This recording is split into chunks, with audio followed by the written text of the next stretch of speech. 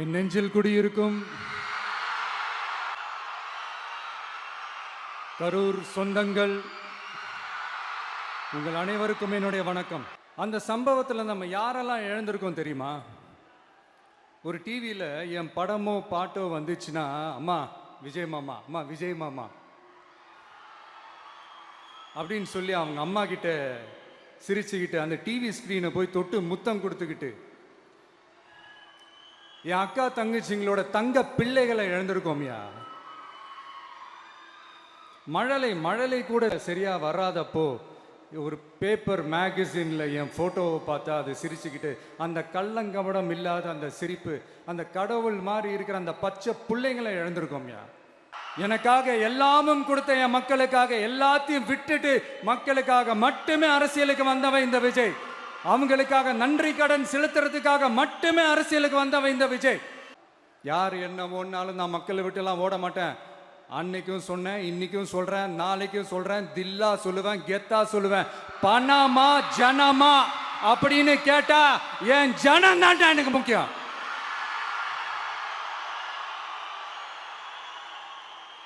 மக்களே, உங்களை விட எனக்கு இந்த காசு பணம் முக்கியமா என்ன?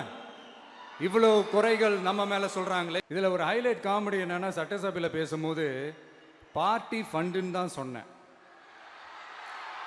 அது எந்த பார்ட்டி, என்ன ஃபண்டு, யாரு, என்ன பேரு எதுவுமே சொல்ல. பார்ட்டி ஃபண்டுன்னு சொன்னவனை எடுத்தாங்க பாருங்க ஒரு ஓட்டம். எனக்கே ஃபர்ஸ்ட் புரியல, ஏன்பா ஓடுறாங்க? அப்படி என்ன நம்ம இப்போ சொல்லிவிட்டோம்? அதான் அந்த குற்றம் உள்ள நெஞ்சுக்கு தான் குறுகுறேங்கும். இது எப்படி இருக்கு தெரியுமா? எங்க அப்பா பீரோக்குள்ள இல்லை, எங்க அப்பா பீரோக்குள்ள இல்லை அப்படின்னு சொல்ற மாதிரி. ஐயோ, ஏன் கேட்குறீங்க? இவங்களோட செம்ம கூத்தா இருக்குங்க, செம்ம ஃபன்னா இருக்கு.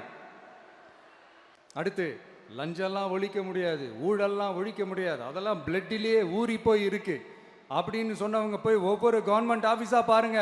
ஒரு பைசா லஞ்சம் இல்லை, ஒரு பைசா ஊழல் இல்லை. வேலையெல்லாம் சும்மா டக்கு டக்கு டக்குன்னு நடக்குது. ஒரு பெரியவர் ஒருத்தர் சொல்றாரு, தம்பி வேலையெல்லாம் நடக்குது, ஆனா அதையும் தாண்டி எங்களுக்கு மரியாதை கொடுக்குறாங்க தம்பி, உட்கார வச்சுலாம் பேசுறாங்க.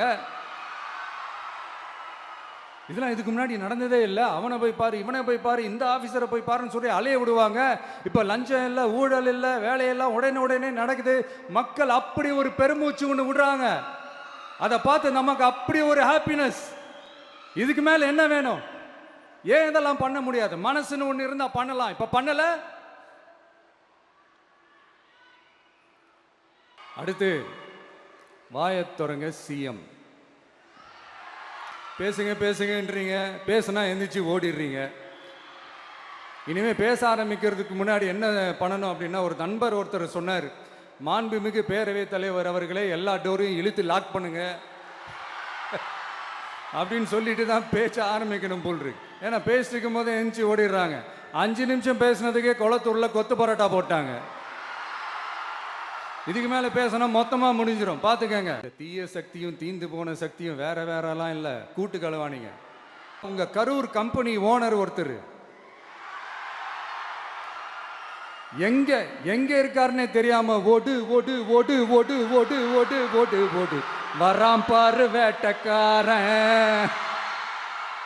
ஓடினே இருக்கிறாரு. உங்ககிட்ட யாராவது லஞ்சம் ஏதாவது கேட்டாங்கன்னா கொடுக்க முடியாது சொல்லுங்க, நான் இருக்கேன் உங்களோட. அப்படியே யாராவது ஃபோர்ஸ் பண்ணாங்கன்னா, இது எங்க மகன், எங்க புள்ள, எங்க அண்ணன், எங்க தம்பி, எங்க விஜய், எங்க விஜயோட ஆட்சின்னு ஸ்ட்ராங்கா சொல்லுங்க. மக்களே, நீங்க கூட இருக்கும் போது லஞ்ச ஊழல் மட்டும் இல்ல, அதிகாரத்தை வச்சு ஆட்டம் போடுற யாரா இருந்தாலும் அடங்கிடுவாங்க.